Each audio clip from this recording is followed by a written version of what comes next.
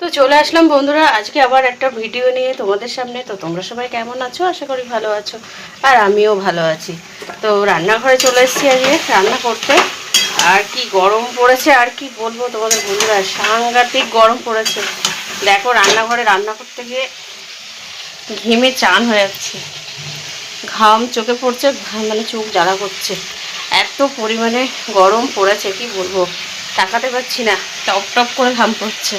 তো চলো দেখাই তোমাদের কি রান্না করছে। রান্না হচ্ছে এখানে চিকেন। দেখো চিকেনটা আগে থেকে দেখাতে পারিনি বন্ধুরা তোমাদের, কেননা ব্যস্ত ছিলাম। তোজোকে চান করালাম, খাওয়ালাম।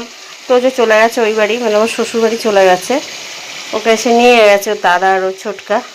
তো এখানে আমি তার জন্য পুরোপুরি তোমাদের দেখাতে পারলাম না, মশলা কষিয়ে চিকেন দিয়ে দিয়েছি, প্রথম থেকে দেখাতে পারলাম না ওর জন্য।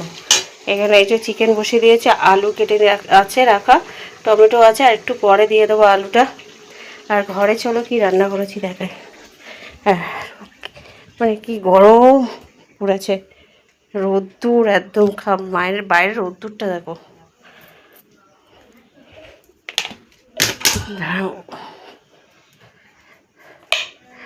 তো এখানে রান্না করে নিয়েছি, তো যেখানে খাইয়ে দিয়েছি, যে তারপর তোজোর মাছের ঝোল ছিল তাই দিয়ে খাইয়ে দিয়েছি, এখন একটু আছে এই যে। আর এখানে ভাত করে নিয়েছি এই যে।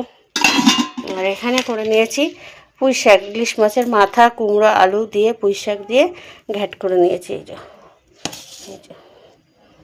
তো এই যে আমার রান্না হচ্ছে, আর এখনও কমপ্লিট হয়নি। তো চলো আবার আসছি রান্নাটা পুরো কমপ্লিট করে, এখনকার মতন এইটুকু।